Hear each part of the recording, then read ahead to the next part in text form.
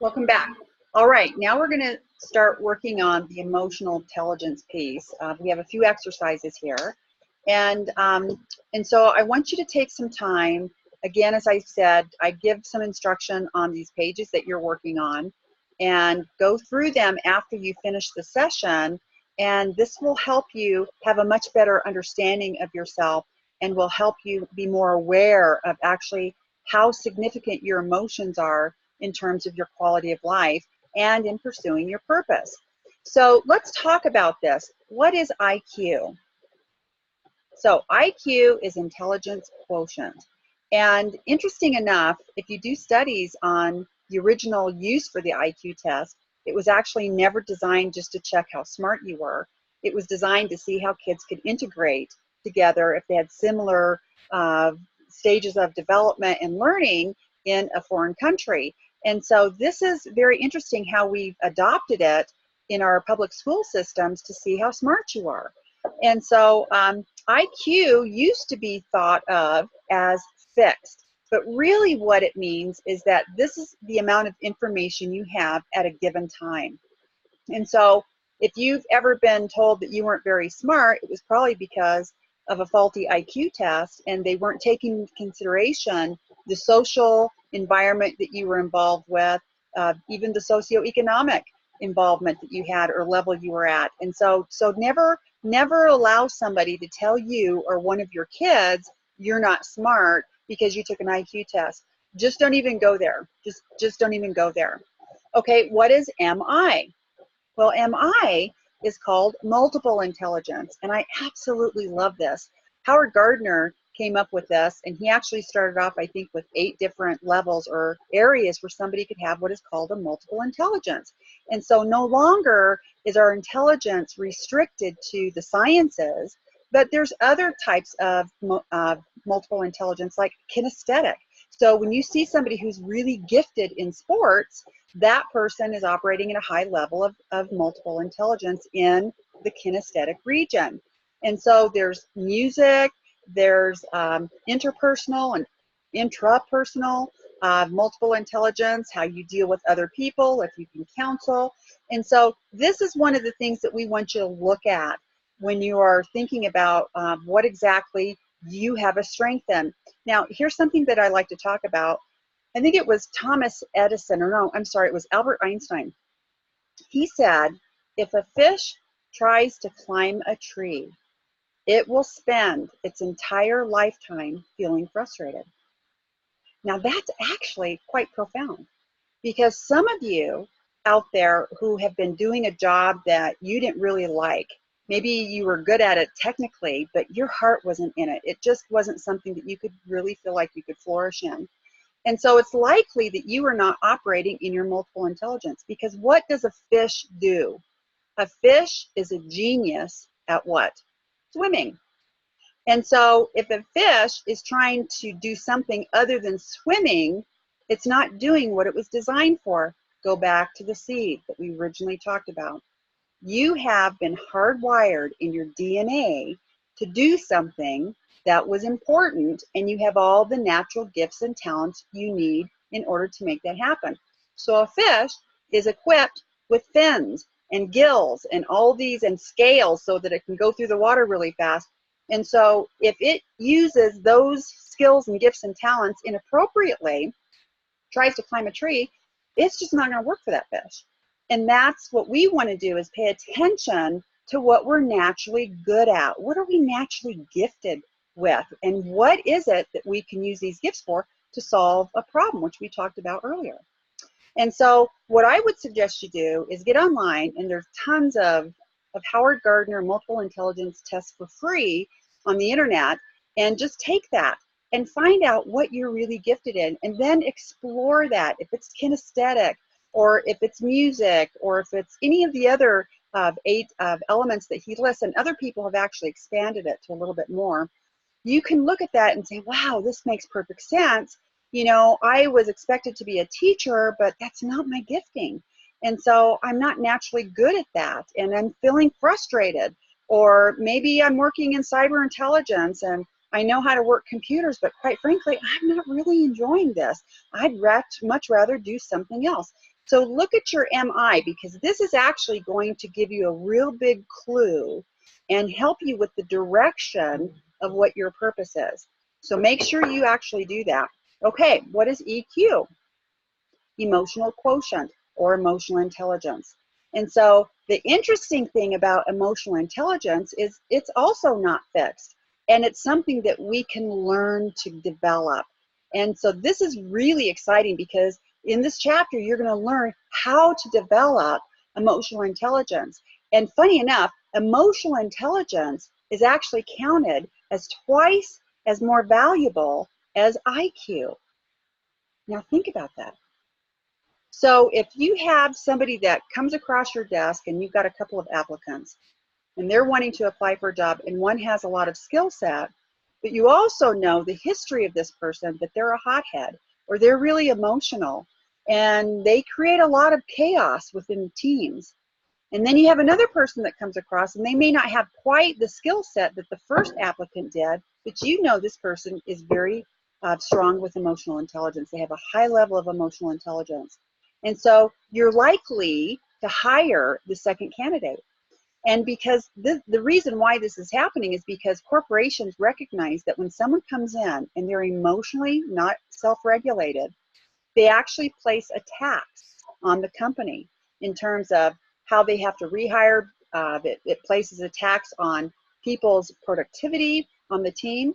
And so you get people who are like, oh, I don't want to say anything in this meeting, because if I say something, this person's going to call me, stupid, and this person's going to publicly humiliate me, and this person's always going to protect themselves and make themselves look like they're great and they're perfect, and everybody loves them, and they're going to make me the bad guy if I say, hey, you know what, the emperor's not wearing any clothes. And so what it does is it will place a tax on the people who can actually contribute to a meeting and to contribute to creativity, and versus those who actually are really being aggressive, and they're thinking that they're tough and they're strong leaders and they can make this organization happen, but really they're suppressing the growth and the mindset growth, really, of the people on their team. So this is why it's so incredibly important to develop a high level of emotional intelligence. And so what's the difference between the two? Well, primarily, even though they feel like IQ in the past has been fixed and it's not quite so fixed anymore, EQ is something we have direct control over, and we can actually have the sky is the limit for how much emotional intelligence that we can actually gain. IQ, there may be a cap to what you can actually, and some of us, let's face it, some of us are not going to be the Stephen Hawkings of the world, but we can also be a genius at what we're really good at. Now, back to this whole thing about MI and EQ working together. I had a gal come through my class, and she was just sweet as pie. Her name was Charlene, and she came in from Chicago, and she had been involved in a domestic violence situation. And she was in my class, and I knew, obviously she didn't have a lot of formal education, so she probably, I'm not even sure if she made it through primary school, but she was just so sweet, and she was just such a lovely lady. We needed to get her into a position to where she was self-sufficient, because she wasn't going to be able to stay on benefits for the rest of her life. So as we were talking and we went through this and really talked and unwrapped what multiple intelligence was in regard and how it works with emotional intelligence, she came up to me and she said, Miss Victoria, I ain't no good at numbers, but I is a genius at math. I'm sorry, I am a genius at cooking. And I have to tell you something, that was just so profound, because she recognized that her genius was in cooking. And she might not have been able to balance a checkbook, but somehow when she got into the kitchen, it was just genius. And so that's where your genius lies, is in your multiple intelligence. And so you really want to find out what that is. You really want to develop that.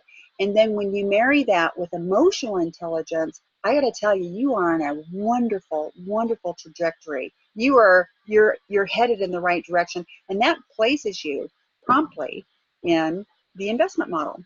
And so I want you to spend some time finishing this page, and then we'll move on to the next one.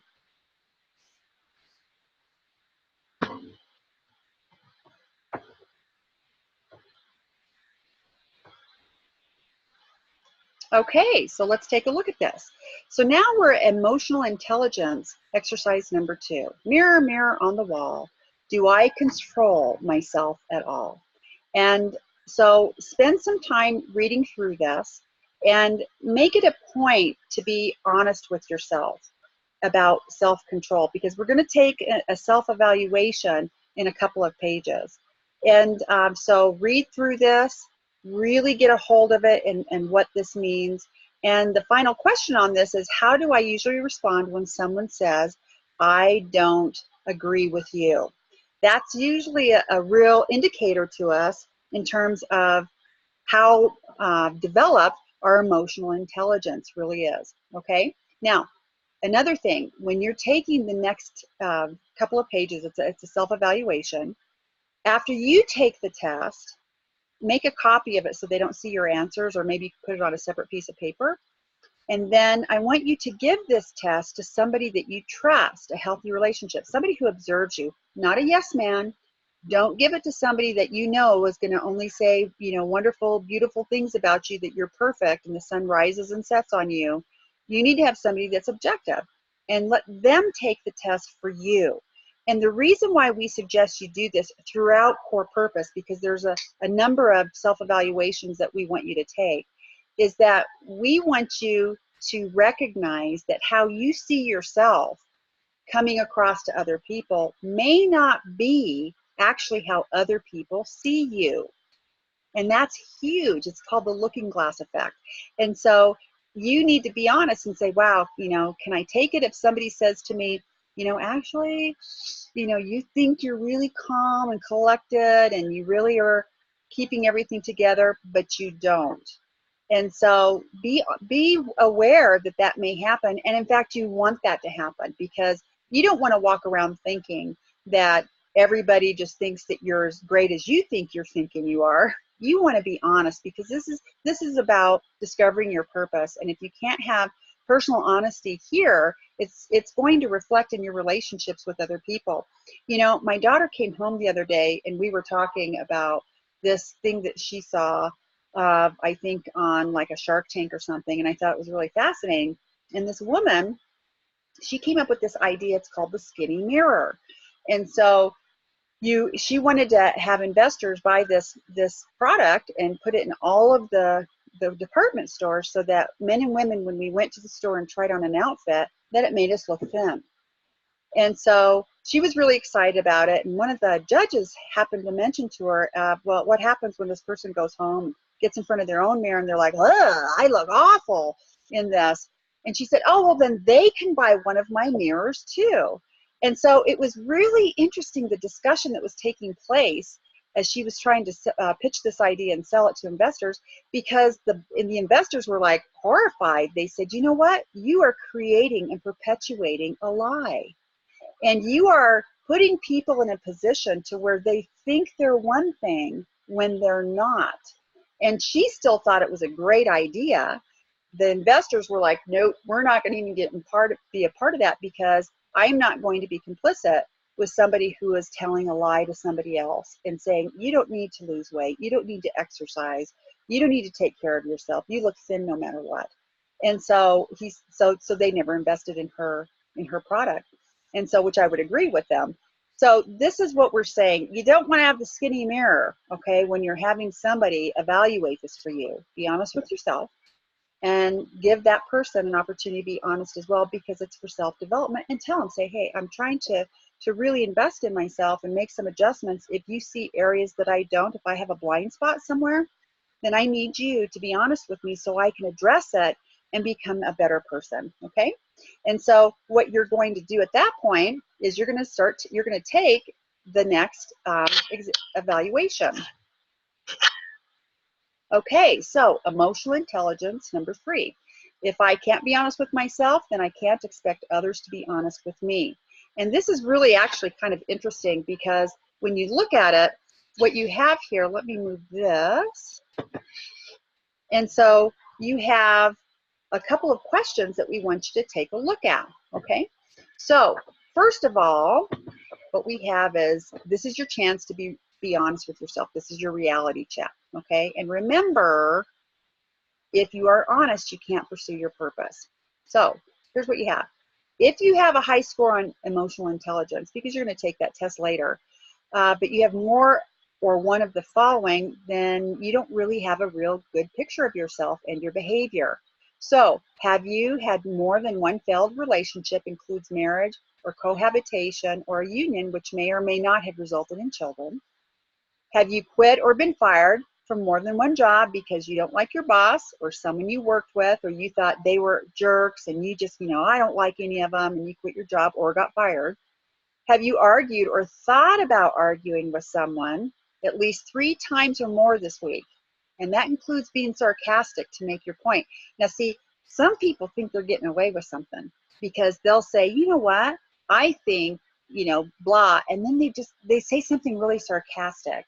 And it's like, oh, that was like a drive-by shooting. I felt a zinger hit my heart. That didn't feel very good, but you're not able to say anything to that person because it's like, oh, I don't know. And if you do address it, they'll say, I was just kidding. Okay, if you're that person that does those little zingers and drive-by shootings, and then when somebody calls you out on it, you say, oh, I was just kidding, that veiled hostility is still there.